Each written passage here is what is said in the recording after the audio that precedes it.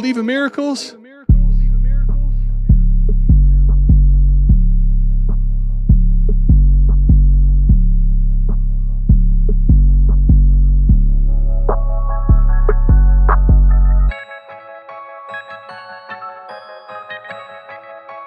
We got Fizzle in the house. Fizzle, what's good, man?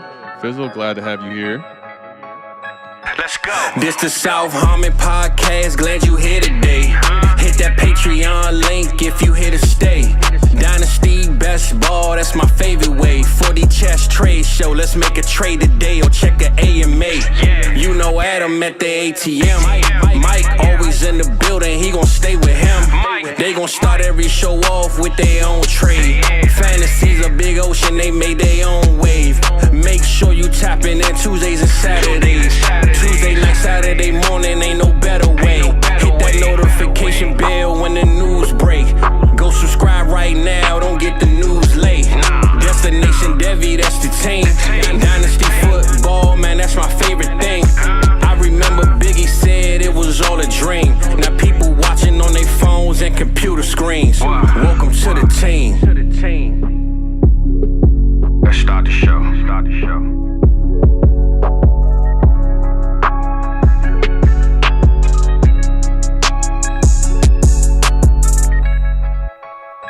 Yes, sir. Tuesday AMA. We are back in the building live. This week, as you can see, Mike ain't here. Unfortunately, Mike has to work nights. He's on night shift. He's covering vacation for somebody. But we got you covered for Tuesday AMA. Not only we got you covered, we got Ike, one half of Off the Line podcast in the building. Ike, what's going on, my guy? How you doing tonight? Good, man. I'm just, kind of bouncing to this fire-ass intro that y'all debuted. So, congrats on that. This is dope. Appreciate you, man. Me on. Yeah, absolutely. Glad you could join. Fizzle got us hooked up real nice and right, man. So we are excited about the intro, no doubt. Hope they show up, Ross says. Ross, you know we're showing up for Tuesday AMA. We had some technical difficulties, but we are on board now. We're ready to go. We got someone leaving a comment. It's my fault, by the way. Oh, man, no, it's good. You know, Ike's guesting, man. It's never the guest's fault. The guest is here ready to roll. We're excited. Happy AMA night, y'all. So, Ike, let me start off. Let me tell you a couple things. One, everybody watching, I know we've had, once we hit 1,000 subscribers, a giveaway coming. I'm going to announce the giveaway here in a minute. But before I do that, kind of want to get my thoughts out, or at least get yours, Ike, on the Super Bowl. It was a great Super Bowl game, in my opinion. Kind of your thoughts on the game and what you thought. I mean, Mahomes was obviously unreal. Jalen Hurts was that dude too. It's kind of a shame someone had to lose. But what were your thoughts on the Super Bowl overall, man? Yeah, I think overall, the game went exactly how I kind of envisioned it. A lot of offense, Jalen Hurts showing out, Patrick Mahomes showing out, and basically Patrick Mahomes prevailing in the end. The one thing I was surprised about was the fact that the Eagles defense and the Eagles pass rush didn't really do shit. Like that Kansas City, offensive line held up pretty well.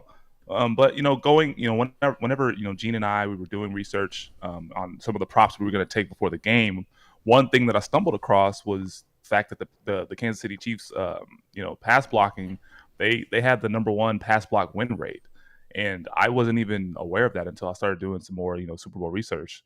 So that also, their offensive line was not as bad as people made it out to be. I know the Eagles had historical sack totals and things of that nature, but at the end of the day, man, like it kind of just went the way that I thought it was. And Jalen Hurts, he what's lost in this game was the fact that he balled out. And I think this offseason the Eagles are going to have to they're going to have to pony up. They are. There's no question about that. I think too, on that Jalen Hurts point, he balled out the whole game. But let me say, I think what was arguably, for me anyway, what really cemented it personally was, okay, he has the play. They basically dominate the first half when you watch the game, right? The Eagles dominate the first half, but that fumble where they recover it, scoop, and score made the score a lot closer at half than it really was indicating, right? Time of possession, the Eagles were killing them. They really could have been up 2 scores at halftime. Yeah. So they're only up 1 score. They're going to answer back. The Chiefs are. Great first drive. They answer. They take the lead. They're up 8, right? So not only got to have the score, you got to have the 2. Jalen Hurts in crunch time answered the bell with not just a touchdown, but Booley ran that thing in on the goal line. Yeah. Like, for him to get down and then answer that way, like, I have no doubt this dude has earned everything that's coming his way. That was really impressive. I think it kind of sucks that we didn't get to see Philly have a chance to get the ball back. But at the same time, if you're on defense, don't put yourself in a position where the ref's got to make a call. I think that's the reality of it. Yeah, leave no doubt. Leave no doubt. I think that's the end of the day. Like that's what it has to be. Leave no doubt. And there was a lot of he put his hands on him, tugged the jersey, hooked and turned him, and they threw the flag. In normal cases, we've seen the referees kind of swallow their whistles and not throw flags. But this one it was a flag. Sorry, it was a flag. I think the reality is if it's a flag at the beginning of the game, middle of the game, end of the game, it should be called. And I know it sucks and it feels maybe ticky-tacky, but don't give the ref the decision to throw the flag, and we don't have the issue. So Dynasty Alex, if you don't start hitting the like button when you first wake up Tuesday morning, are you even considered a shithead? We appreciate Dynasty Alex always in the building. There are a bunch of people here. So we're excited to get into questions. We're going to have to wrap it through. I mean, we got questions out the ass. Appreciate everyone tapping in. Dr. B. Harris, Kilmo. So before I do that, let me announce we have had a awesome group of people. Y'all support continues to be incredible to me. We're growing to almost 1.2K subscribers. But we had a giveaway. Mike went way overboard on the giveaway. So it kind of sucks he's not here to tell everybody who won. But I'm going to go ahead and get to the winners. If you are one of the 8 winners, you won a specific prize. Make sure down in the description you can get the email. Make sure you're emailing Mike Lewis Crystal down there at gmail.com. Make sure you get your full name and your shipping address down in that email. Mike will make sure these all get shipped out to you. So, all right, drum roll please. Riveting stuff here. The first JSN jersey, 2 JSN jerseys. The very first one, Daniel Keenan. I believe that's our boy Blitz. The second JSN jersey, Terrell Sandiford. We got a DeAndre Swift jersey, Dylan Grawe, Grawe. The Addison jersey, Benjamin. I'm not even going to try to say this last name. Loefffelholz. Benjamin L. If that's you, go get yourself the Addison jersey. That Addison jersey is nasty. The Worthy jersey, some of the new additions. John Cole, our boy Blitzing Buzzard, gets the Worthy jersey. The Butte 8x10 picture, Brian Bruner, that's our guy Castle Black. The Butte 11x14, Michael Armstrong. And lastly, the Flowers helmet, Tom McKinnon. You can go check this back on the runway. Again, JSN jersey, Daniel Keenan, JSN jersey ×2, Terrell Sandiford, Dylan Grawe with the Swift jersey, Benjamin L. with the Addison jersey, Worthy jersey, John Cole, Brian Bruner, Castle Black gets the Butte 8x10, Michael Armstrong, Butte 11x14, and the Flowers helmet, Tom McKinnon. Appreciate everyone that entered. Congratulations to all the winners. Sure that's not the end of our giveaways, but for now that's a banger. So appreciate everyone once again. That's dope as hell. That's dope as hell. Yeah, man. So I'm not going to lie, dude. Like when Mike kept telling me, I'm like, damn, JSN jersey? I want that here. DeAndre Swift jersey? But listen, this goes out to everybody tapping in and subscribing. We appreciate it. So Ike, let's get into some questions, man. All right. 12-team Superflex, start 9. What side are you on? Alvin Kamara and Pickens and Debo. Pickens, Debo, and Zeke. He's got RBs are Dobbins, Brees, AK, Monty. Wide receivers are Chase, Lamb, Hollywood, Burks, and Pickens. So, Kimo, I'm not going to lie. Like, the way it's worded, I'm having a hard time figuring out the sides. Is it I think it's AK and Pickens for Debo and Zeke. Is that what you see or no? Yeah, so I think it's AK and Pickens for Debo and Zeke. Mm-hmm. And then he's talking about who his running backs are. Yeah. And his wide receivers are. Oh, okay, so, you know what it is. And why you're right, Ike, is because AK and Pickens, right? So wait a minute though. He says but his running backs his running backs are so he's already got Alvin Kamara and Pickens, right? So he's thinking of acquiring Debo and Zeke or has already made the trade. Where are you at on this personally? Like because I think Kamara and Zeke both have similar markets. Obviously, Kamara with the receiving upside maybe a little higher than Zeke is currently. Both getting older, not going to be very highly valued right now. And then you got Pickens versus Debo. Where are you on this one? I think I'm on the AK side because Zeke is. We saw Zeke over the last like 5 or 6 weeks of the season. He looks done. Like he looks like he's dust. And I think the Cowboys they have a huge decision to make this offseason, whether or not they want to cut him and eat all that dead money.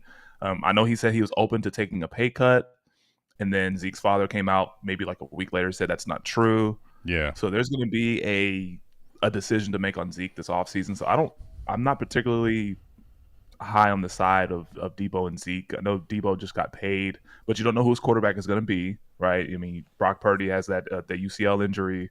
Trey Lance has come back from a broken leg, and they're basically going to move on from Jimmy Garoppolo. And so I'm on AK and Pickens because Pickens is entering year 2. He showed a lot of promise at over 800 plus yards receiving in his rookie year with basically less than stellar quarterback play. And in Alvin Kamara, I think he still has some RB1 seasons left in him because he doesn't have a ton of wear and tear on him because he doesn't carry the ball that much, and his receiving chops, that's still going to keep him around for quite a while. So I like that side better. I'm with you here. I think that I easily would take Kamara over Zeke, although like both of them I think are older, crusty guys that for the right price I consider acquiring. I think right now the reality though is with Kamara, you're looking at a guy that has a depressed market but might age well because of his receiving prowess. I'm easily taking him there. I think right now Debo and Pickens are close, but I'll prefer Pickens. One, this time of year, everyone tends to overvalue the youth and the rising upside. Second thing is to Ike's point, Ayuk's there, right? Kittle's there. McCaffrey's there. Regardless of what the quarterback situation is, I think we're starting to see that like Debo's a nice asset still, but I don't know that he has this high-end upside that we've seen in the past. So I think between value currently, tradability, and probably projecting to the future, like I'll just take the Alvin Kamara side of this deal. So if you already made the deal, I like it. If you currently have Kamara and Pickens, and this is your team, I would just hold. I don't think I'm taking Debo and Zeke here. Nah. And another quick point on Debo, we're not going to see another. I don't think we're going to see another season of 1,400 plus yards and 6 to 8 rushing touchdowns again, because because his efficiency was insane. I think he averaged like 18 yards a catch in 2021. So I don't know if we're going to see that version of Debo again.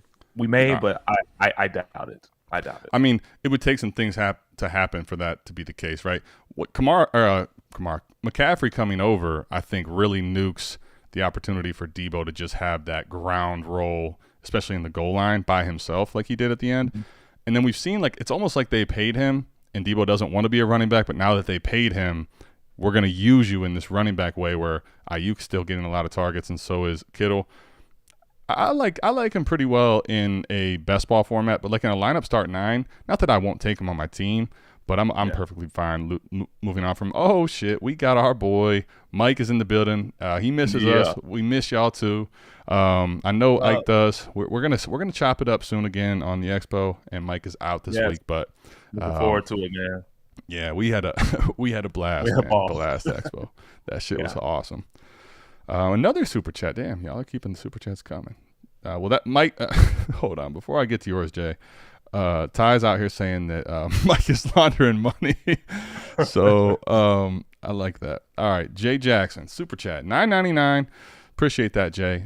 Thank you very much. With the 23 class being so deep, what are the odds that prospects we love get much later DC? And if so, how would you approach that in drafts? Here's what I'll say. Personally, I'm curious what you say, Ike, too.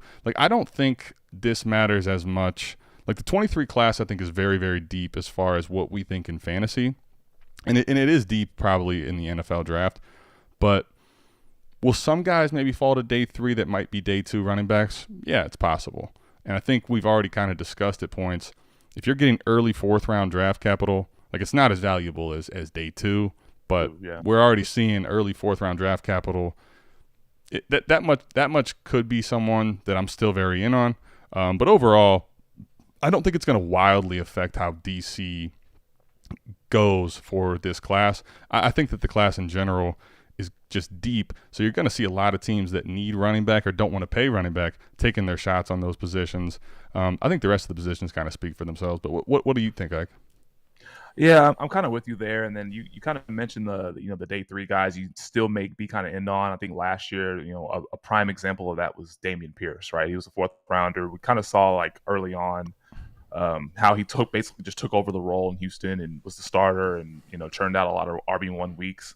So if you can, I think if you'll be fine just kind of standing pat where you're at, and then due to the fact that this class is really really deep, you'll end up landing somebody of a really really good value. Yeah, in the drafts. So no question, man. I think too. Here's the only thing about the early day three guys. Let me say that is I think we have to be more aware of the fact that those guys still could end up with a Dameon Pierce type workload, right?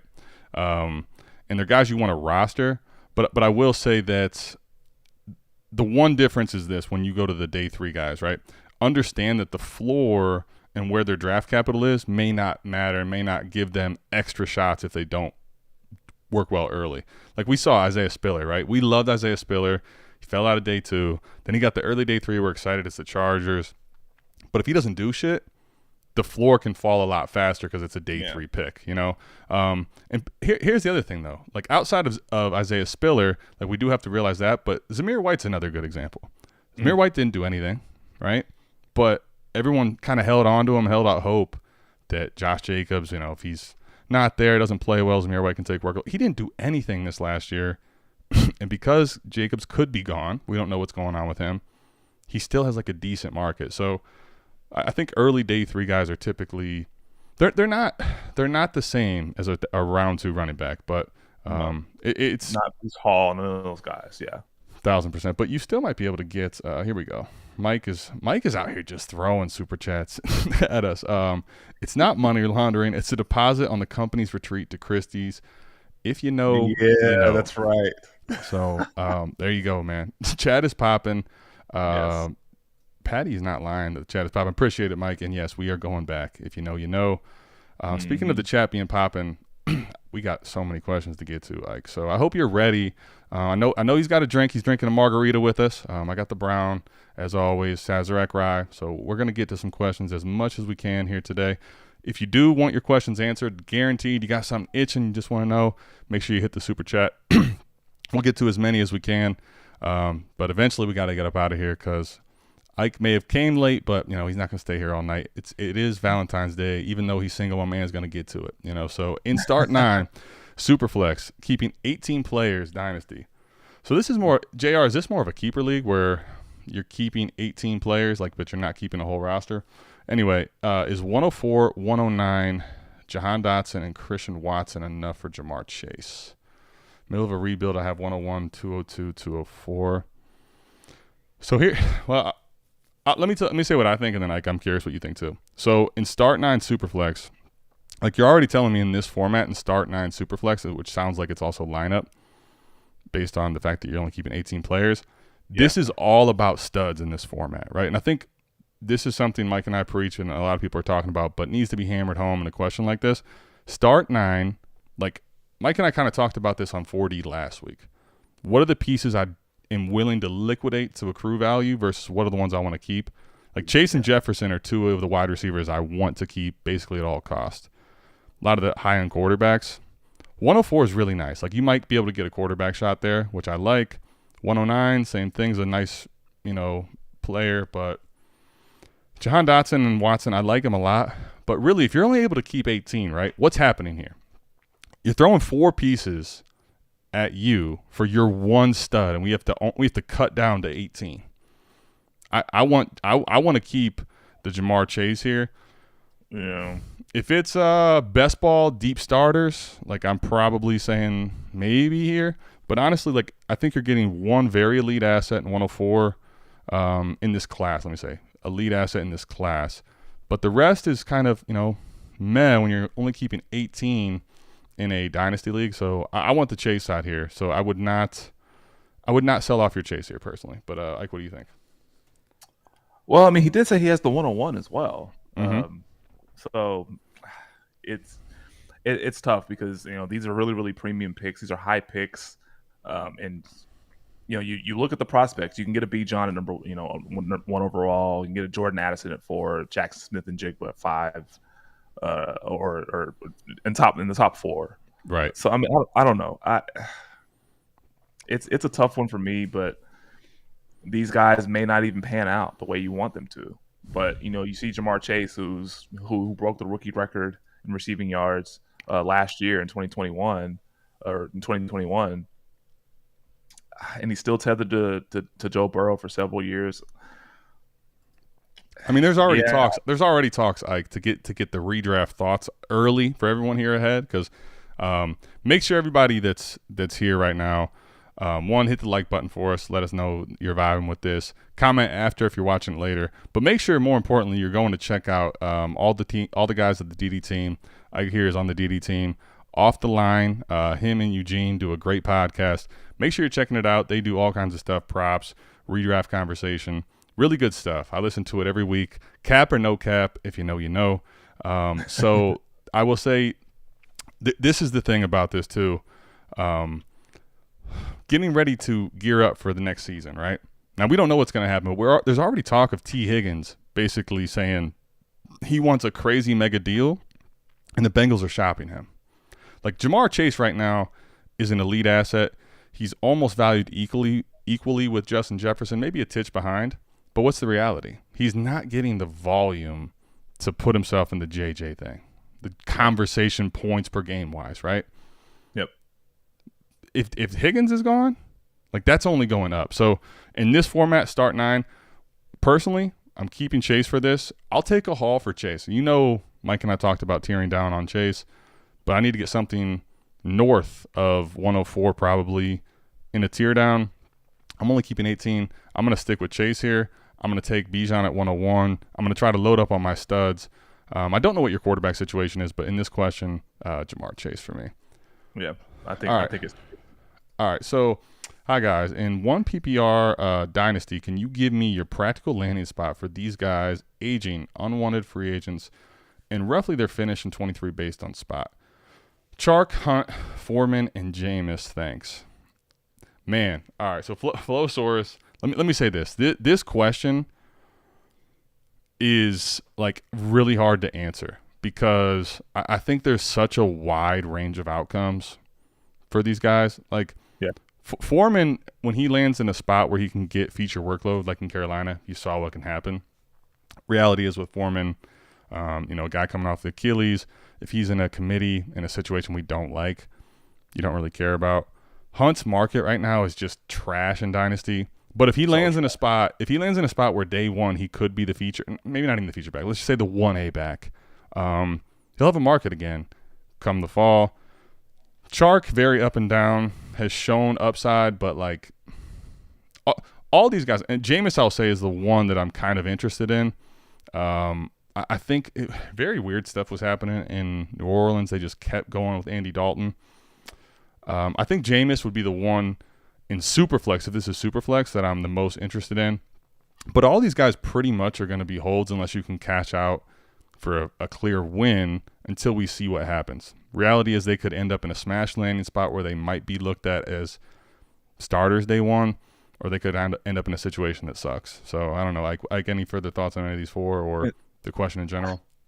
Yeah, I mean, I think for instance, like Chark, he'll be a free agent, and it's his landing spot is very important. I think he needs to go to an offense that's willing to willing to air it out, willing to throw the ball down the field.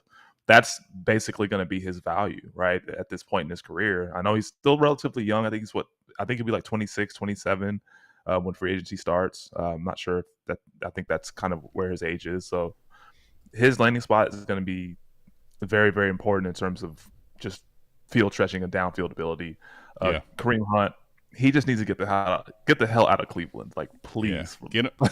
Listen, everybody really should get the hell out of Cleveland, but yes, Kareem Hunt especially. He needs to get out of Cleveland, get out from behind Nick Chubb, and I think anywhere he goes, like if he goes anywhere else, that's not Cleveland, I think he'll have a shot at being more fantasy relevant than he ever was in Cleveland. And the Deontay Foreman, that's kind of a wait and see approach. Honestly, he'd be best served re-signing with Carolina.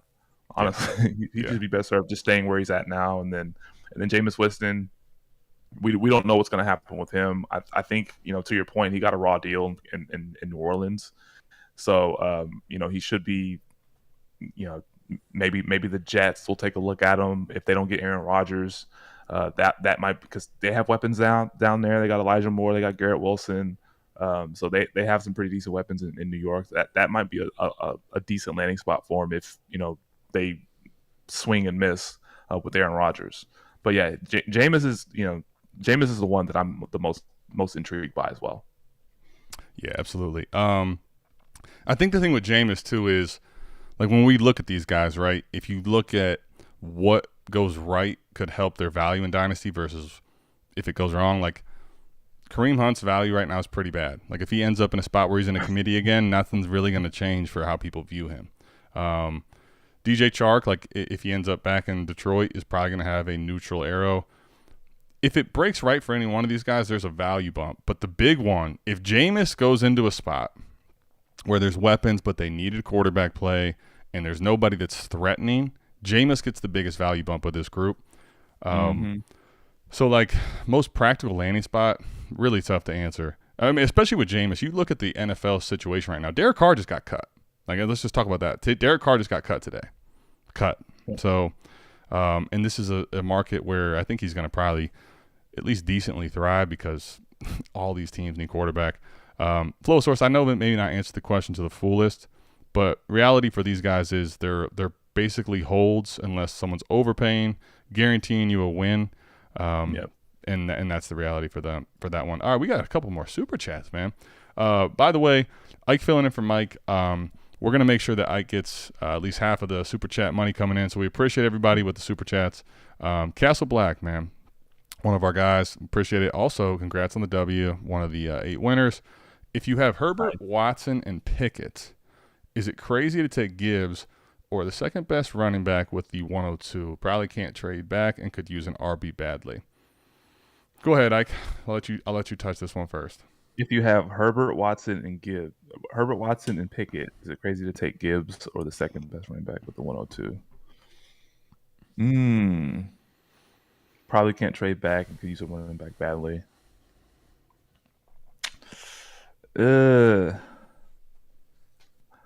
I think Gibbs is another guy that's kind of landing spot dependent. To see where his value is going to be. Mm-hmm. I don't know if I would take him at 102 over JSN or an Addison. Some of those guys would be better. Or hell, you could probably take one of the quarterbacks at 102 and then see if you can flip them or something like that. There you go. There's the. That's why I let you go first, because I knew you would put it out there. I knew this one. Yeah. Mike's not here to lean into it, so I let Ike do it, and he had it right. The main thing here is to not miss on, right? So I don't know this league specifically, but it's already sounding like you can't trade back, which means you can't trade a lot. I don't know what the market is, but it sounds like people are a little afraid of trading this time of year. That's fine, and maybe on the draft, even on the clock, you can't trade back. Cool, but forget it. Fuck that. Fuck the league. I don't need to trade back. You are gonna do a mini quarterback hoard here, like Mike and I would do in a startup. Like you can do any time. It doesn't have to happen in a startup, right? So you got Herbert and Watson. So you already got 2 of the top 12. Then you got Pickett, who is top 15. Now, I know people are very up and down as far as what they believe on Pickett. And even if you don't believe in Pickett, Castle Black, that's fine. But here's the thing. You add 102. You get your choice, right? So remember today, we don't know landing spot. We don't know anything about where these quarterbacks are going to go. We don't know how they're going to test. We don't know what Bryce Young's size really is. All this stuff will come to fruition before you have to make the pick.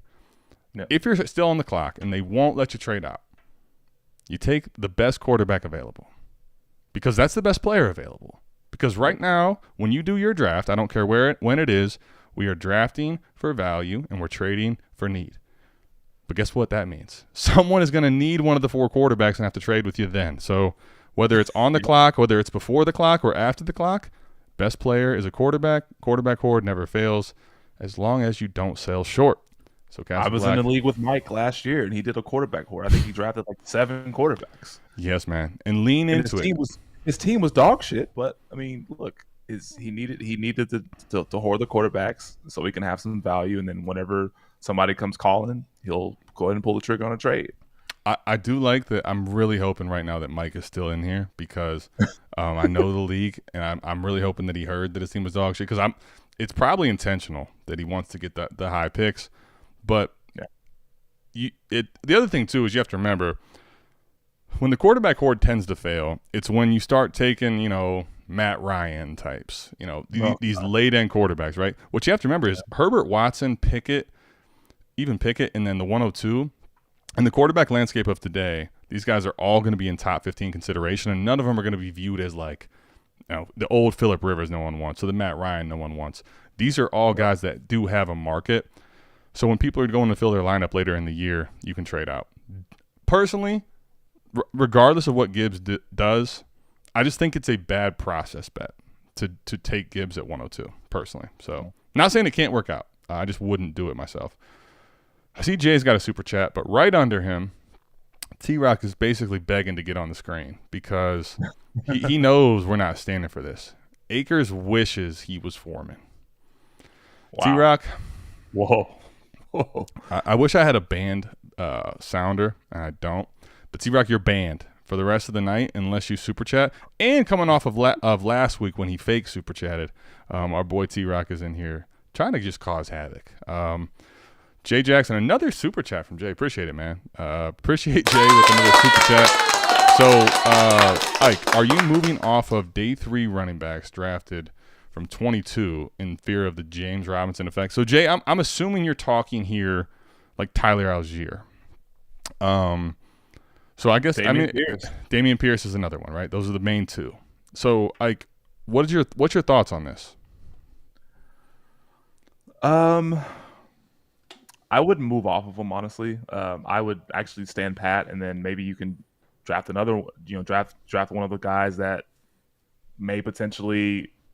I don't see. The thing is, it's a difficult question to answer because you don't want to always compare every situation to the James Robinson situation. You don't want to always compare the two.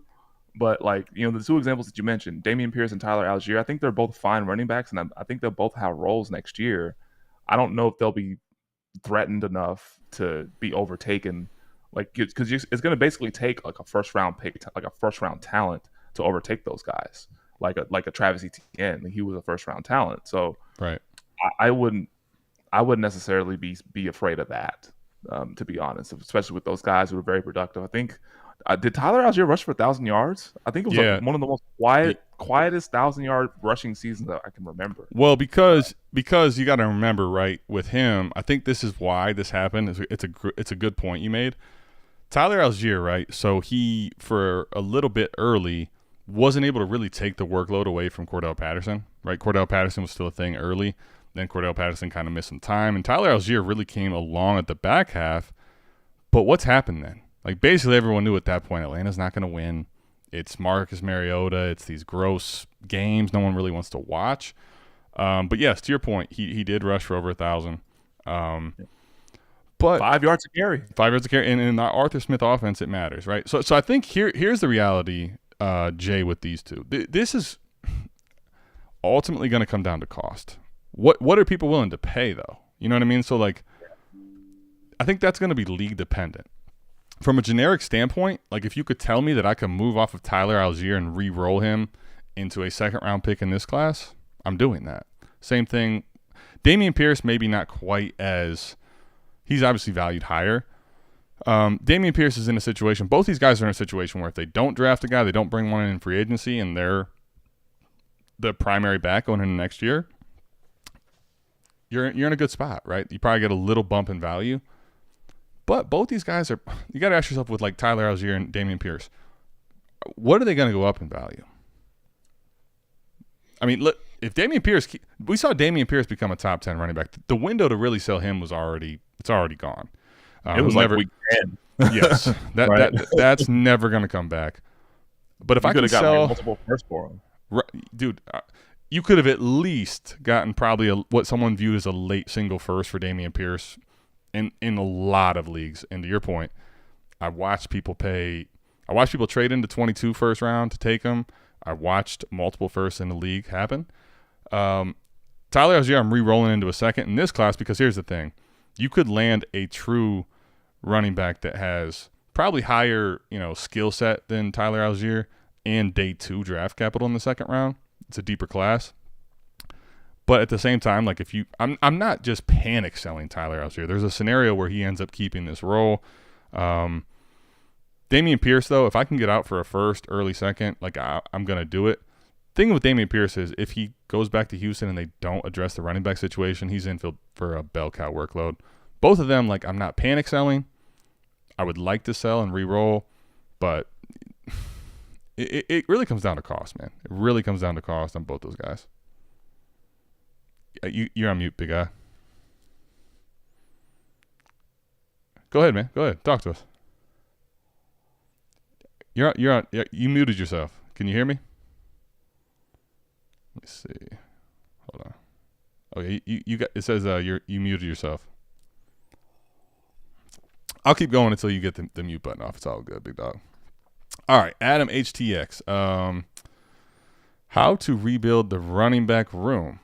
Elliott Fournette is my best. I have Herbert, Carr, Jefferson, Brown, T. Higgins, Kupp. Who do I trade away and target? I'm drafting at the 110. This was an orphan team, newbie to Dynasty. Start 9, Superflex, by the way. This is a good question. So here's the thing. Elliott and Fournette, I mean, their markets are about to be shit all offseason. So I'm not panic selling any one of these guys. If you can move off of them, and I know you're a newbie to Dynasty, so I think the league is kind of important here. If this is like a home league where you can move off of them, someone's going to buy the name of Zeke or buy the name of Fournette, I mean, you should do that.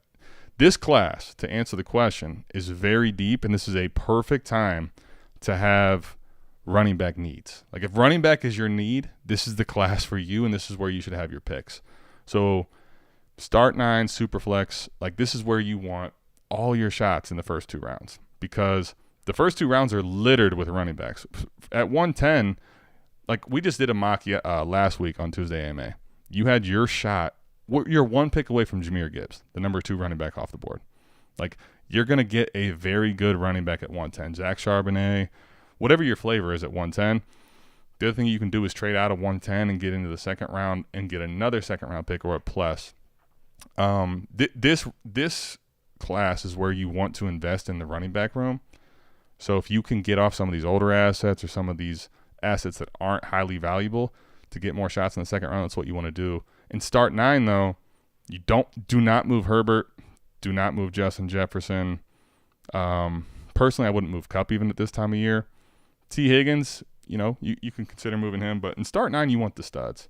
Ike, you're still on mute, big dog. Can you get yourself off?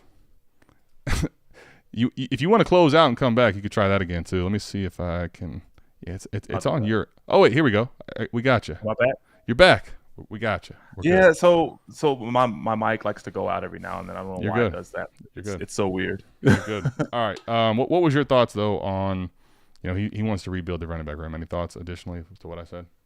No, I mean, I think, you can't trade any of those guys like JJ Brown, T, and Kupp, like those. That's like a mega receiving core. So I know you want to rebuild your running back room, but yeah, I think 110 you'll be fine. 110 you'll be fine, and you can, like to your point, you can actually move back and get like a Kendrick Miller or Zachary Evans or some of those guys. Hank Bigsby out of Auburn. So like there's plenty of running back targets in round 2 that you could look at. So I think you should just probably stand pat, honestly. Yeah, and in start 9 too, you're typically in start 9 going to see 2 running backs, 2 receivers, tight end, flex, super flex, and quarterback. So like I'm good. I want to keep all these receivers, honestly. And your receivers can carry you for a long stretches. So I think it's good. Adam, you literally have the Scott Connor build right now. What I'm trying to do is figure out the other players on your team and seeing if there's people in your league, fish basically, that will let you liquidate assets that don't really matter to get more shots in the second, even in the third round. You're just going to shoot a bunch of shots at running back. 110, either take one or trade back to get one. Zach Charbonnet is probably a really good target there. There's a bunch of guys in the second round. You know, Izzy Abanikanda. He already Ike mentioned. Kenny McIntosh. You could probably get in the third. There's so many running backs that you can get in this class. So what you want to do is don't trade these pieces specifically, and get into the second round, third round types, as many of those picks as you can, and shoot a bunch of shots at running back. You're set up really well. All right, so 12-team Superflex, half PPR. Would you trade 111, 204, Corral, and Kmet for 107 and Mac Jones? 111, 204, Corral, and Kmet for 107 and Mac Jones. So Mac Jones. I don't think it's tight end premium. Drew, if you're still with us, let us know if it is tight end premium down below. But here's the way I'm looking at this. And he does say Superflex, so like I would love moving off of Corral. In tight end premium, like Kmet's okay, but I'm probably okay moving off of him. 107. The one thing about 107 is you're in the spot where you're gonna either get a very high end receiver, or you're gonna get a chance maybe at A-Rich when people are sleeping on him for whatever fucking reason, or Will Levis, right? So like if you think about it, regardless of how it falls, you take out the four quarterbacks: Levis, A-Rich, Bryce, and CJ. And you take out Bijan, you're at 5. So at 107, you're looking at either people are going to value the receivers, the JSNs, the Addisons, the Quentin Johnsons, right? And give you a shot at 107 at quarterback, or you're going to get your pick of the top tier. So that difference from 107 to 11 is a big deal. 204 is a nice pick. I want Mac Jones over 204 still. So especially in Superflex. So then it comes down to like Corral and Kmet. I think here I would take the 107 and Mac Jones based on the quarterback scarcity, because you're getting a quarterback here and you got a shot at getting another one. And if you don't, you're going to get, your top choice or second choice of receiver here. This will come down to if it's lineup or best ball, but honestly, I think I'll take the 107 side. What do you think, Ike? Yeah, I'm not particularly high on Mac Jones, but in Superflex, you need bodies at quarterback, right? Because injuries happen a lot, and then you could be really fucked if you're like, if you have two quarterbacks that are just down, and then you're forced to start some scrub. So, but with that, if you're able to get some quarterback depth, I think Mac Jones is a decent piece for that. That's the only reason why I would consider this trade. Me personally, I wouldn't do it because I'm not particularly high on Mac Jones. I would keep the 111 to 204. Corral and Kmet, just kind of stand pat. But I understand the logic behind doing that trade. I mean, you set yourself up, you move up, a couple of spots to set yourself up for like a premium player and getting a potential Anthony Richardson, like you mentioned, or a Will Levis. So you can come out of that trade with two quarterbacks that you feel pretty good about. But yeah, I would. That's the play. And then the other thing is too, I'm with you. Like Mike and I were in on Mac Jones. Ray got us in on Mac Jones really because of cost. That's kind of changed now. But here's the reality. Like Superflex, I'm not going to say Mac Jones is ever a league-winning type quarterback, because unless a lot of stuff changes in New England, I don't see that right now. But let's keep it real about quarterback, right? Once you get past, I mean, I don't even know what you have to go to at this point. You got Kenny Pickett, who's valued as a top 15 dynasty quarterback. Then you're going to get into gross land, whether it's Jared Goff, Russell Wilson, Kirk Cousins. Like Mac Jones is in that conversation. So the fact that you're getting a top 20 quarterback, either as a third desperate option you need to put in on bye weeks or when someone gets hurt, or for flippability, that's the main reason. I'm with you though. Like Mac Jones for me now, if Mike's here, he's gonna hate hearing this. It's not someone I want to have in a lot of places, Mac Jones, but I'm gonna take him because of quarterback scarcity. If you force me to hold him for a while, I will. But when someone really needs a quarterback, Mac Jones may not be the sexiest asset, but he's someone you can flip. So I think that's the main reason. Super chats are coming in, man. TK, super chat. Appreciate it. 12-team Superflex PPR. He sent Corral a 24 first and 312 for Lance and a 24 second. Quarterback room is now Lamar, T-Law, Watson, Lance, and Purdy. Smart or overkill? How many QBs do y'all roster? Let me ask for context here, TK. So this is 12 teams, so it's not 14 team or anything crazy. But even still, quarterback hordes we just talked about can really work. Let me ask you this, TK, for the context. Is this a lineup league or best ball league? How many are we starting and how many are we rostering? I think is the question. Yeah, I think okay, cool. To answer the question generically, Corral at this point, like I know we kind of liked him last year. He got hurt, didn't do anything all season. Like he's not someone broke his ankle in preseason. Right. He didn't play all year. He's not someone I'm really valuing that highly, and I think at this point, like I'd be happy to move off of him for something that matters. So I guess the question now becomes 24 first, Trey Lance, and a 24 second and 312. Personally, so lineup 9, roster 20 with 5 on the taxi. Oh, I love this. I love this. Yeah. So here, let me put this back up top, and let me go back to the super chat. Yeah, I like this a lot for you, TK. Yeah. So you're only rostering 20, right?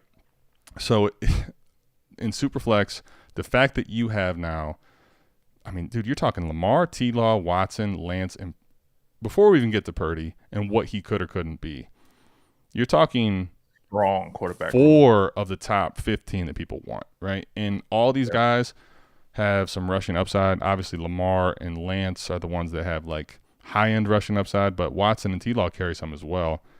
Then you got the upside of Purdy. So you're talking having a strong strangle of the quarterback horde here. I think it's smart. I love this trade too.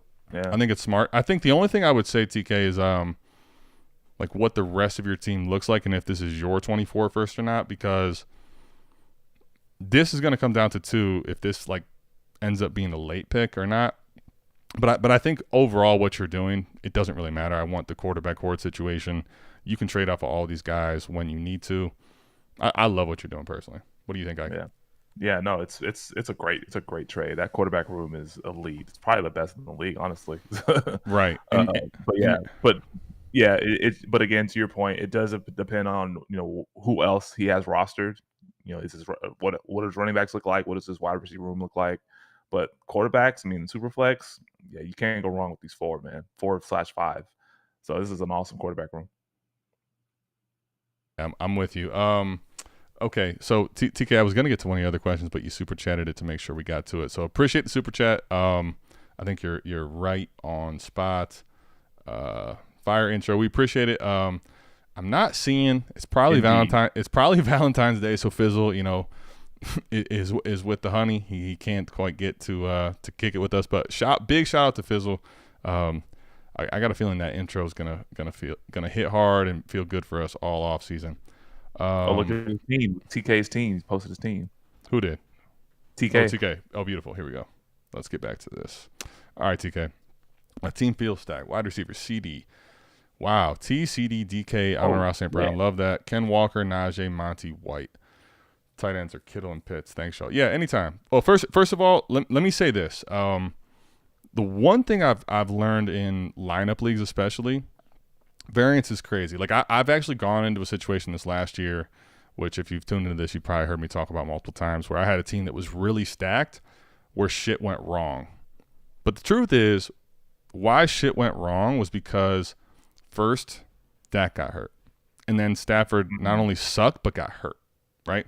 So my quarterbacks in a lineup Superflex league didn't really pick up the weight. You could afford a lot of injuries here, but the great part about your quarterback situation is 1, you're deep, and 2, you have so much leverage to trade out.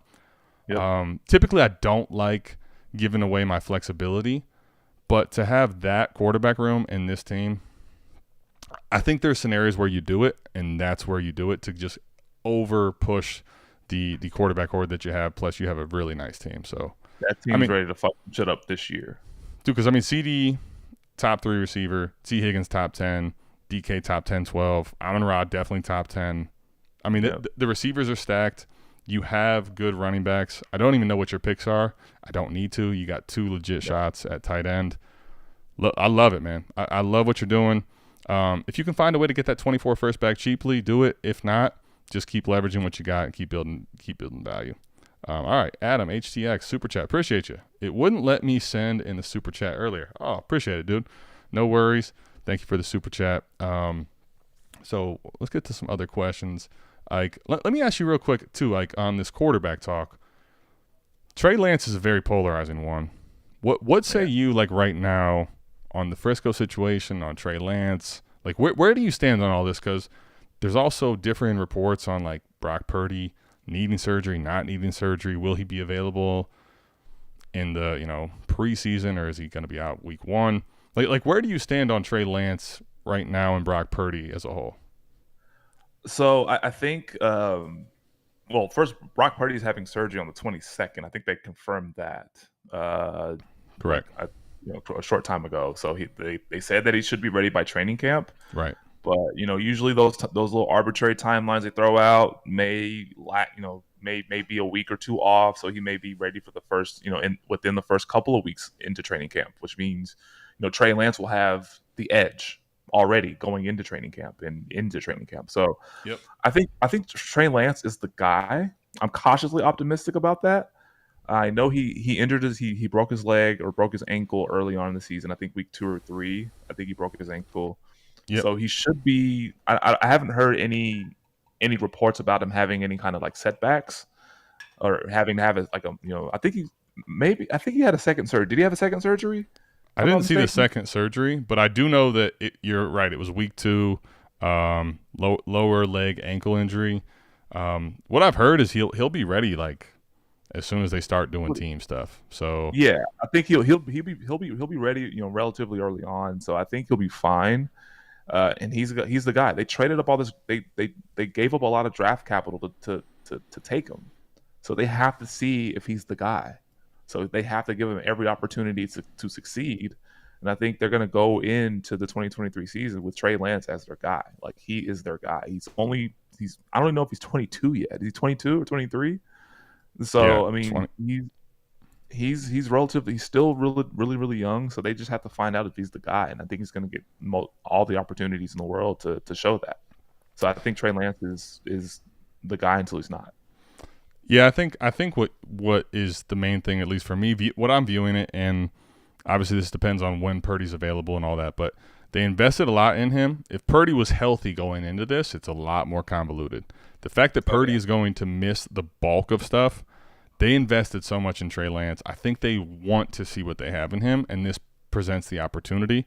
He may be on a short leash, but I think he's going to get every opportunity with a great skill group to show why he deserves to take this role and run with it.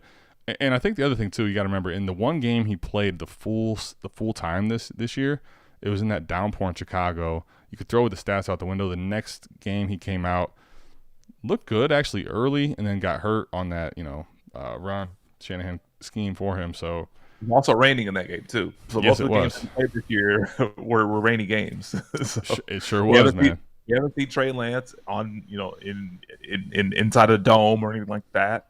Perfect weather conditions. Yep. So there's still a lot left to see.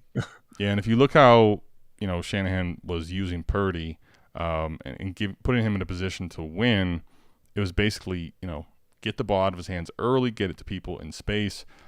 I don't know why Trey Lance couldn't do that and thrive in this situation. Odak, one of our guys, appreciate it, man. Odak, one of the Savage tier members. Can you discuss difference between what you would want to move 101 in a best ball league versus a lineup?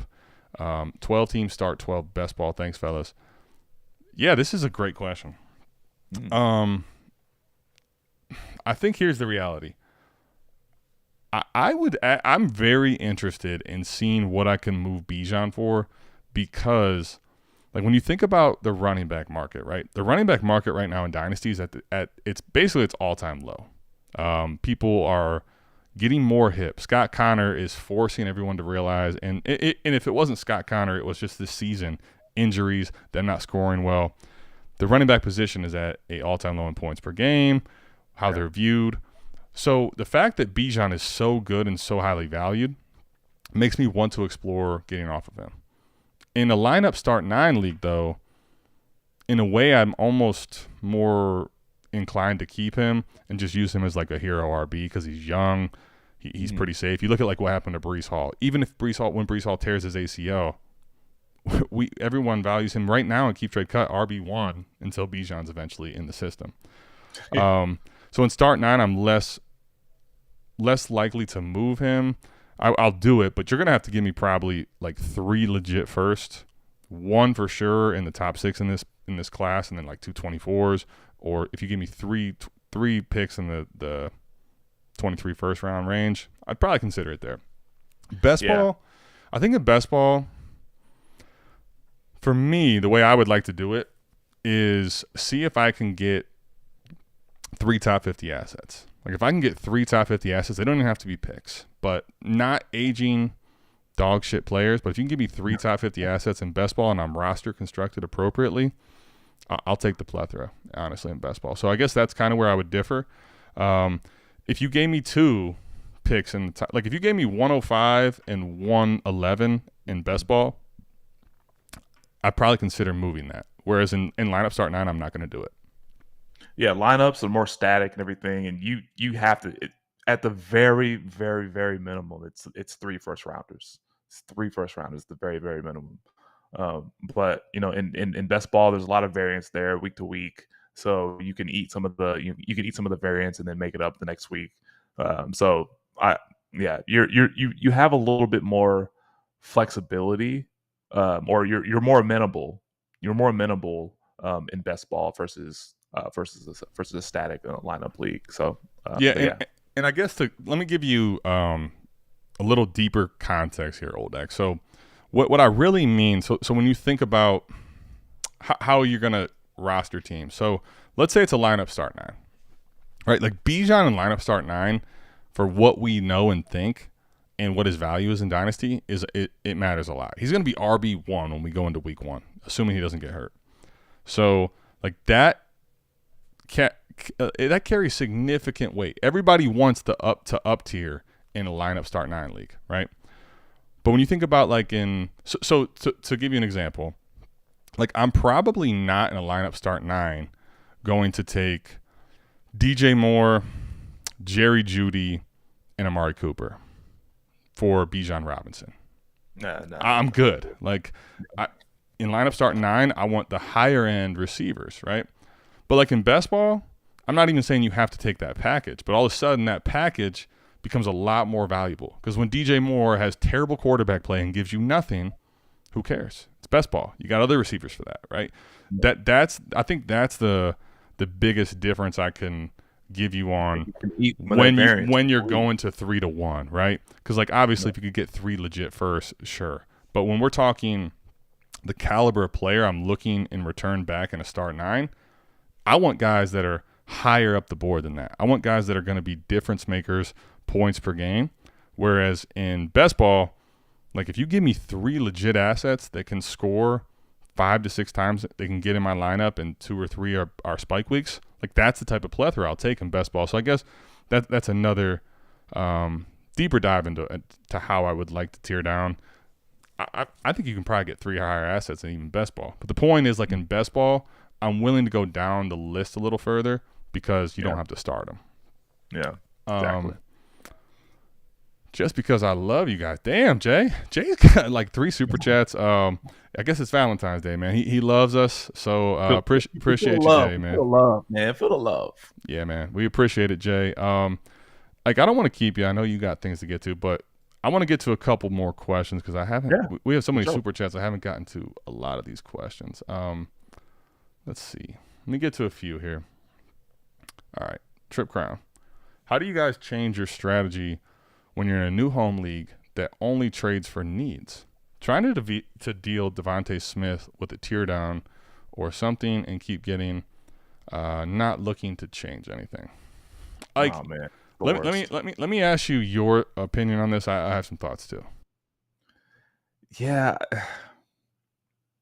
just keep swinging. I mean, that's my that's my thought. Just keep swinging. I know there's a lot of people that say not looking to change anything, and we get that all the time in redraft leagues, in home redraft leagues. Oh, I'm not looking to move anybody. I'm not looking to do this. I'm not looking to do that. I like my team. I like my team the way it is. You get that all the time, right? I mean, it's annoying, but at the same time, you just got to keep swinging. But I think that's the only advice that I have. Just keep swinging. Just keep trying to try to find some value, because eventually somebody's gonna get into a situation where they're gonna have to trade, and you can bend them over and get as much assets as possible. Yeah, I think well, one, staying active is the big thing that I hit on, and it's true. You want to stay active. The other thing too, let me say, Trip Crown, a couple things on this question I think that are big. So in home leagues, right, what you'll find a lot of times, what I would like to do personally, if I'm you in this home league and my portfolio was a little smaller, some of the stuff I used to be able to do, I don't quite get deep into anymore. I'm taking a look at who I'm talking with. I'm taking a look at the people in your league. Are they trading a lot or aren't they? Like, go look at their transactions, okay? Do they trade a lot? Do they not? Like, what are those moves look like? Like, try to get into the head of what your league mates want. And even if you don't do that, make sure when they say not looking to change anything, try to get dialogue. Like, try to get an idea of what they value on your team, what they value on their team.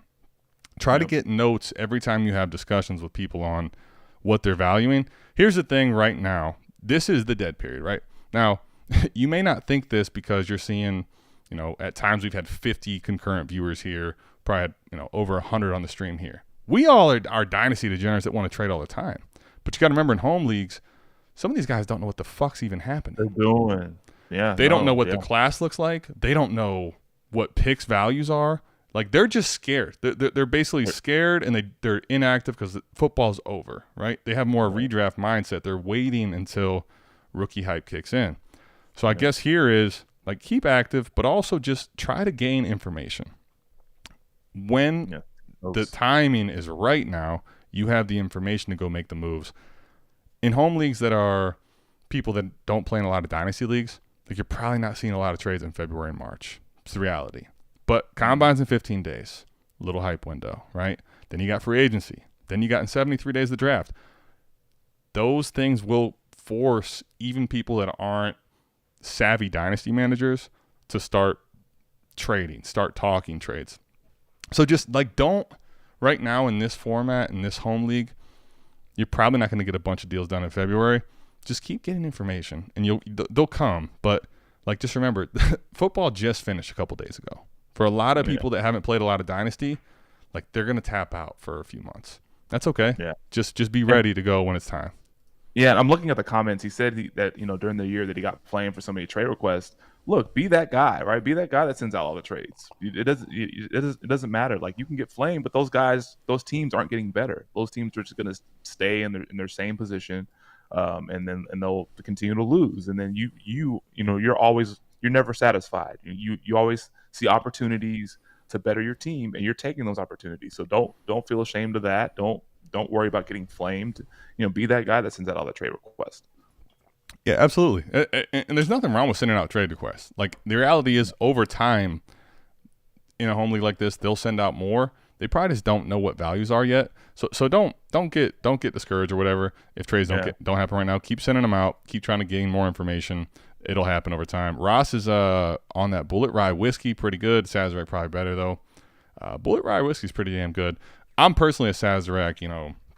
I'm buying cases, so yeah, I'm big on Sazerac. But if you put some Bullet Rye in front of me, I'm gonna love it. So we're good there.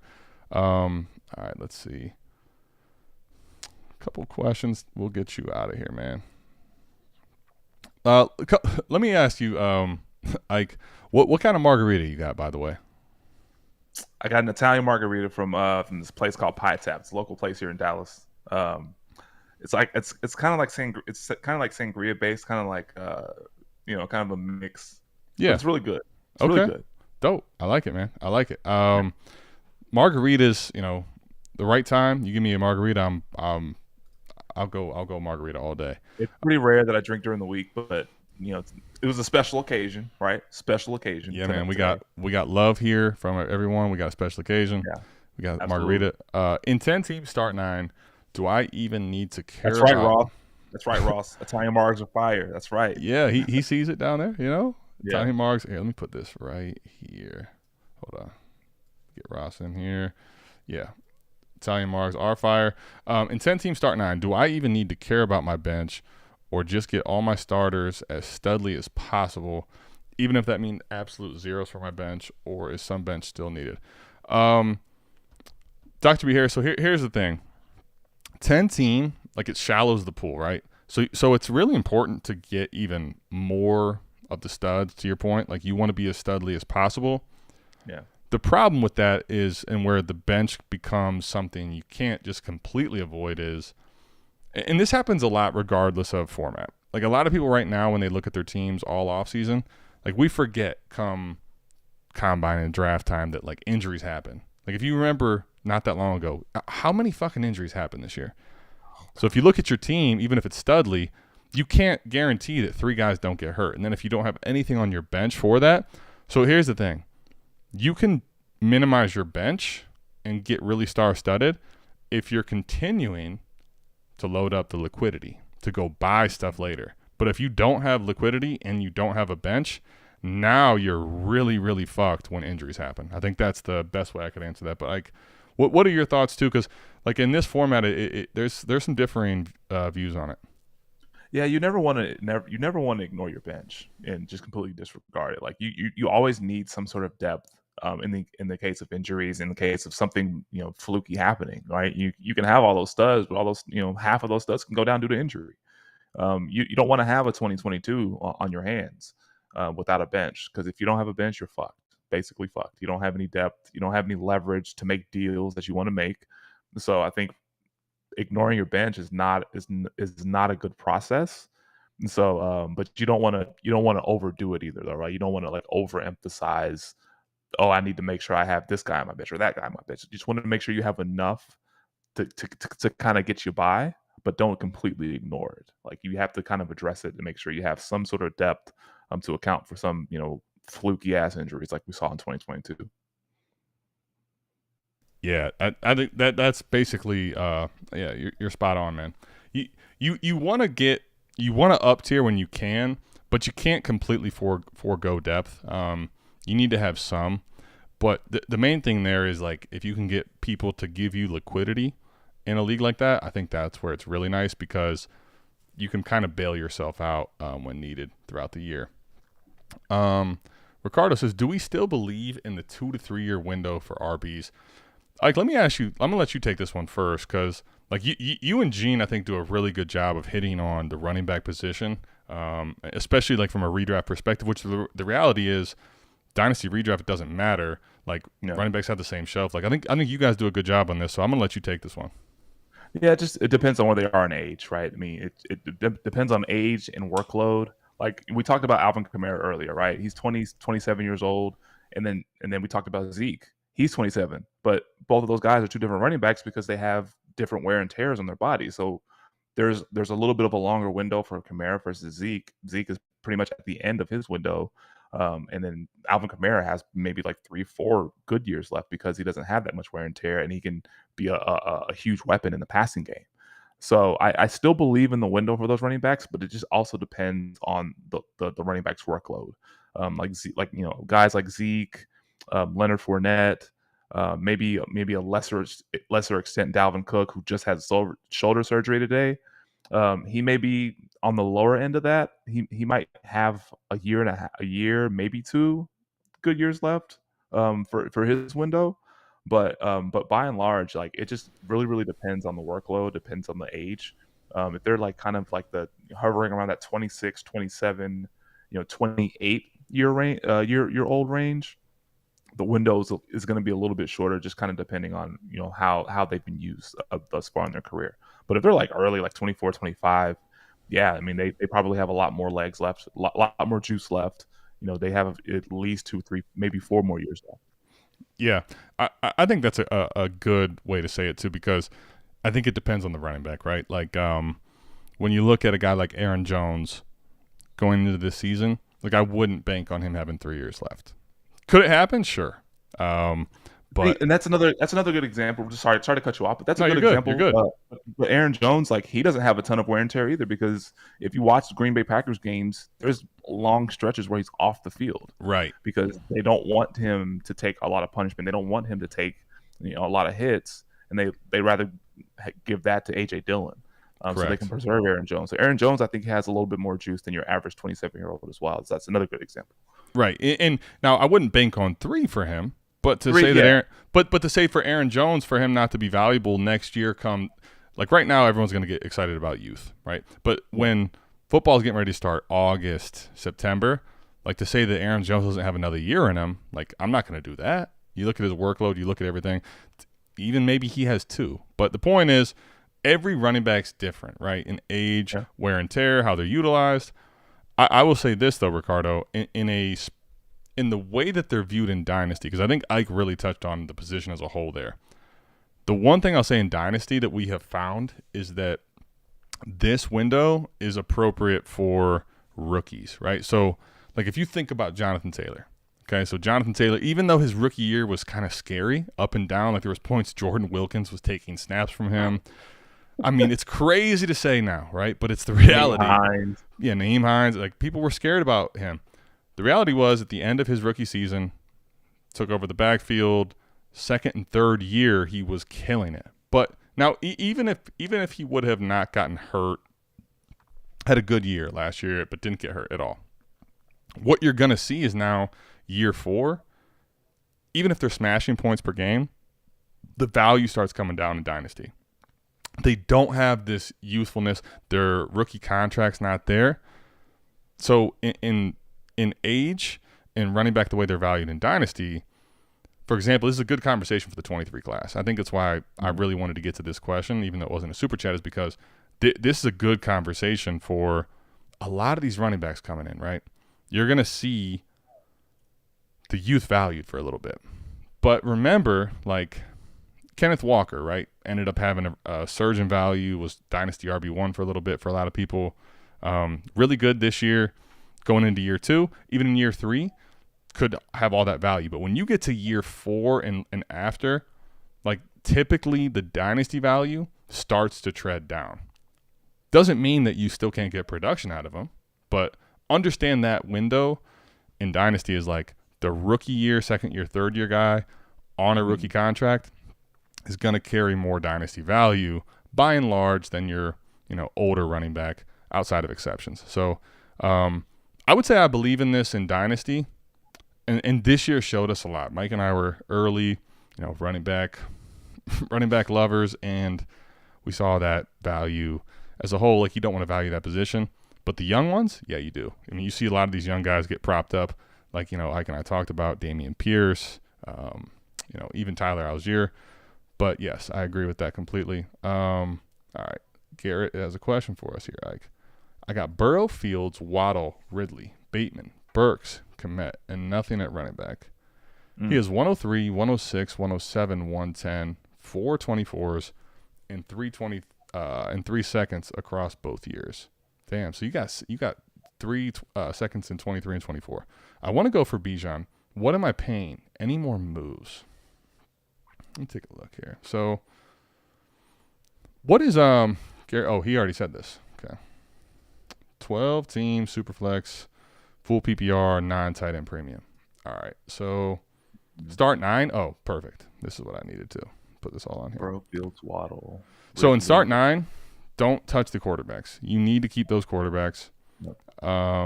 You got 103, 106, 107, 110. I'm probably fine here. In start 9, I will say this. Waddle's fine as a wide receiver 1. Ridley might even be a fine wide receiver 2. I would like to upgrade your second wide receiver. What am I paying? To get Bijan. I think what I'm first trying to do is see if I can leverage. Can you start at 106, 107, 110 for Bijan Robinson? In start 9, it's a girthy price to pay, but like that could happen. I'd also like consider, can you throw 103 and some junk at him? Can you get 103 and Burks and 110 type thing? Like start there. See what it's going to cost. But understand the 103 pick, what's different about that is like that adds you a third quarterback in this format that's valued highly that you could flip off of. Yeah. So I guess what you're going to weigh here, Garrett, is this. Let's answer it, and I want to hear what Ike has to say. Would you rather consolidate, go secure Bijan and be sure, or would you rather at 103 take Bryce, CJ, Levis, or Anthony Richardson? Like your pick when it comes to it. Get your third quarterback. Now at 106, 107, you either get another shot at quarterback, or at 106, 107, you could get another shot at quarterback and one of the top receivers in the class. Now you got more depth at receiver. You got 4 quarterbacks and start 9, which is huge, right? Then you also have 110 to shoot another shot at running back. I guess that's what you have to weigh. You also have 3 seconds. Would you rather shoot a bunch of shots to get into your lineup, knowing the running back position is not one that's highly valued, or would you rather consolidate and just say, fuck it, I want Bijan? Like, I guess that's the reality here is what do you really want to do with your team? Because I think you got the quarterbacks. You could load up on at least 1, if not 2 more. Secure your wide receiver position a little bit more, or do you really want to invest in Bijan Robinson? What do you think, Ike? Yeah, this is a tough one. This is a tough one. One hand, it's good to maybe just stand pat and go after one of the quarterbacks in 103, and then 6 and 7, either another quarterback, or you can start your running back. Start a running back. Crusade, if you will. Right. I think we'll have Sean Tucker available and Tank Bixby available, but you won't take over Anthony Richardson or Quentin Johnson or maybe a Keyshawn Boutte. So you wouldn't take any one of those guys over them. But there's opportunities, especially with your 3 seconds, to get running backs as well, because we've seen those day 2 guys, flourish and Breece Hall, right? Breece Hall is like one of the a day 2 guy, but like there's opportunities, especially the 110. Oh, go ahead, keep going. I have something I'm going to add to the screen. This is 4 comments all coming from him. Garrett, let me say this. I think this is where I'm playing the leverage game. So especially knowing this, you got 2 ways to play this. You could try to go get 1-on-1 now cheap, or you could really put pressure on this guy. Because here's the reality I think that you have to remember. We don't have to make the decision today. Here's what's going to happen. One of the quarterbacks is locked in. I don't care what you say. One of the quarterbacks is going to go early in the top 10, and it's going to be a decent enough spot where people are going to be excited. There's going to be a lot of hype, right? All of a sudden, he's got 101. Are you even sure that he's not going to take a quarterback if he really has quarterback need here? Like, is he going to take Bijan? Is he going to take Bijan at 101? And you play this leverage game, because here's the thing. If he takes Bijan, okay, you get to 103, you got one of the 2 top quarterbacks, right? Now you have leverage to go get the 101 later. Plus you have 106, 107, 110. You have so many shots to get running back that can fill that position, but you can still get – if he takes Bijan, you'll have 4 quarterbacks. Burrow, Fields, 103, and 106. That's probably going to be the case. I want to play this game before I pay up for 101, unless he's going to let you do it really cheap. Like, unless he's going to – if you can send him 103 and 110, do it now. Fuck it. Just do it. Go get Bijan. Yeah, you got leverage over him right now. 103 and 110 would be if that's the cheaper that you're referring to, smash the button and don't even think twice. Yeah, don't even think twice. You're essentially giving away, obviously a first round pick and then basically a back end first round, early second round pick. It's the 110 is basically an early second round pick. So yep. No, you're right. Keep going. You can do that and just be fine getting the 101, especially if it's nothing in quarterback.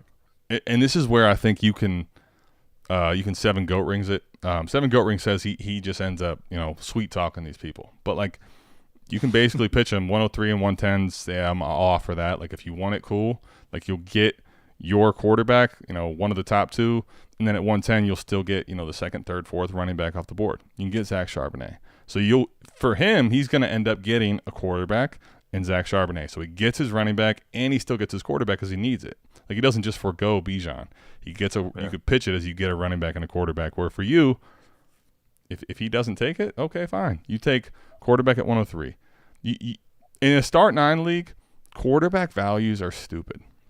So I think that's where I'm going to play the fact that he doesn't have them and you have all these picks. That's where I'm going to play my leverage. I personally, that's what I want to do. So that's me personally.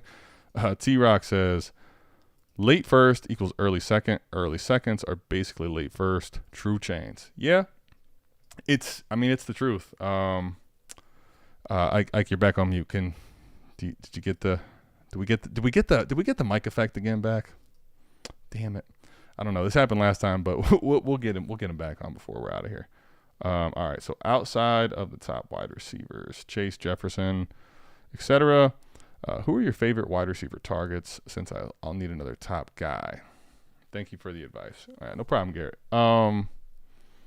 Wide receiver 3 is easily Chase for me. Brown, AJ Brown, top 4. I think the top 4 is pretty easy. I think the reality for me here is that I don't want to tier up for a guy yet right now, outside of probably those two and then Chase, or not Chase, CeeDee Lamb, because like I would almost rather, even in shallow formats, get off of, say, Garrett Wilson, who I love if I can get 2 legitimate first, right? Like if I can get 2 legitimate first for Garrett Wilson, I'm going to do that. So like I'm not really looking to pay up right now for those, because in this class you got deep running backs and quarterbacks. So you have a good chance, I think, to get a bunch of wide receiver targets at the 106, the 107, 110 even maybe.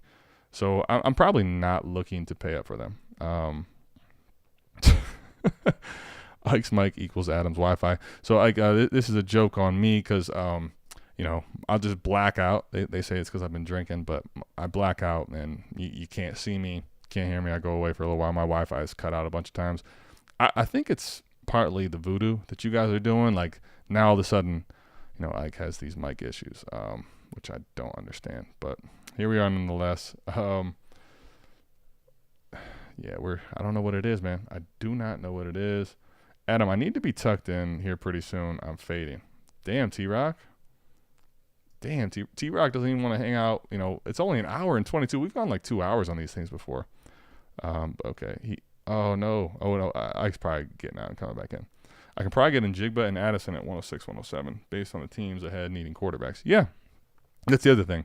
You're going to get a chance to get, the top 2 receivers or one of the quarterbacks at that 106 spot. So, Ike, I think your mic's back on. It looks like it is. Talk to us. No. It's not cutting in. Hold on. Oh, it just muted you again. See if you can unmute it. Maybe not. I don't know. I don't know what it is. All right, so Goblin's messing with the wires. Like turn off your microwave. That might be it. All right. Any final questions? I'm gonna stay on here until Ike's mic is back on.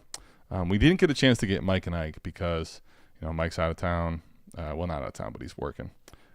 So we're gonna eventually get Ike's mic back on. So I'm gonna answer questions solo until Ike gets back on because I want to make sure Ike has a chance to sign off with us, and we really appreciate his time. So here I am. I'm gonna go solo until we get mic feedback back on Ike.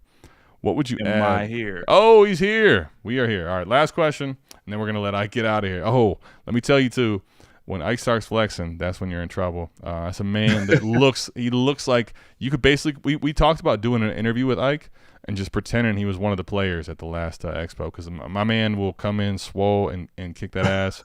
What would you add to 102 to get an elite quarterback in 12-team Superflex? Phil, let me say this. I'll answer it.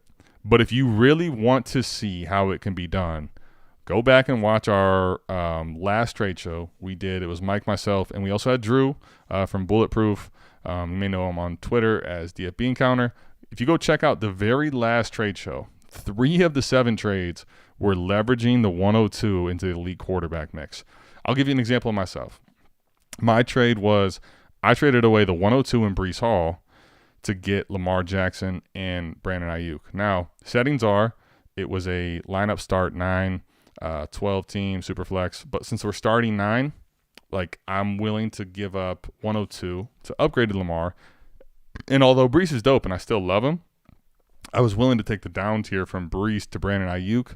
Give me a receiver, wide receiver 2, or a spot week if I need Ayuk to go make sure that I'm in the top 8-7 with Lamar. Like that's just one trade example. But if you go watch the trade show, you'll see 3 different trades where how you could get it done.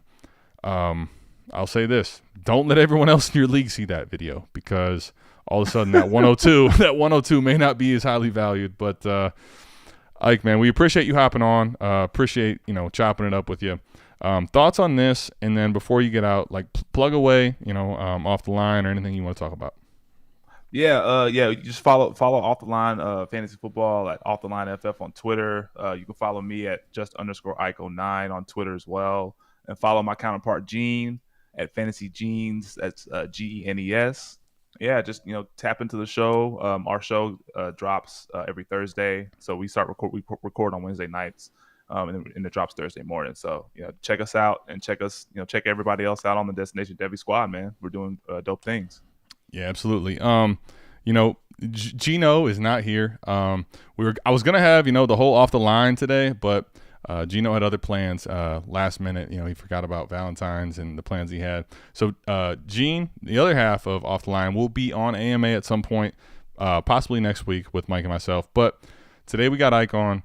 So make sure you go follow him on Twitter. Make sure you are tapping into Off the Line. Like he said, drops Wednesdays.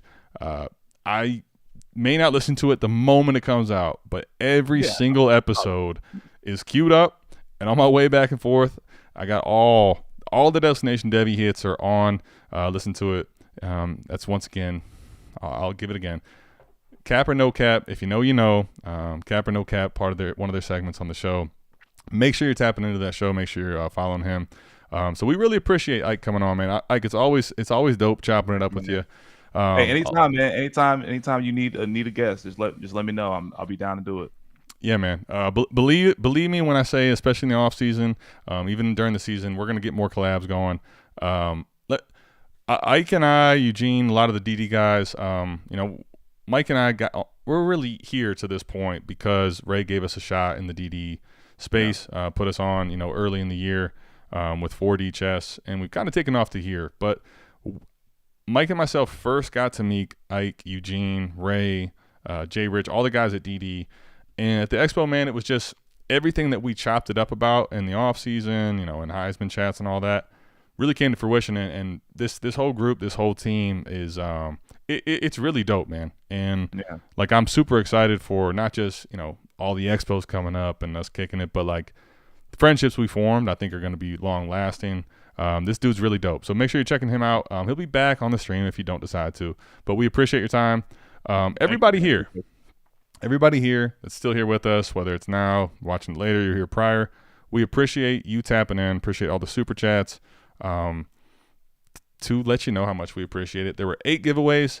I'm not going to go ahead and list them all again. But if you go down and check it in the description, make sure the 8 winners. Go back and watch earlier in the episode. The 8 winners announced who won, what they won. If you are one of those people, make sure you go hit up that email, send Mike an email sending your name and the address that the giveaway is going to. More giveaways to come. If you want more of us, Mike and myself, make sure you're tapping into this every single week. Make sure you're tapping into the trade show on Saturdays, 4D chess on Fridays, Ike and Eugene on Wednesdays, all the stuff Destination Debbie's doing.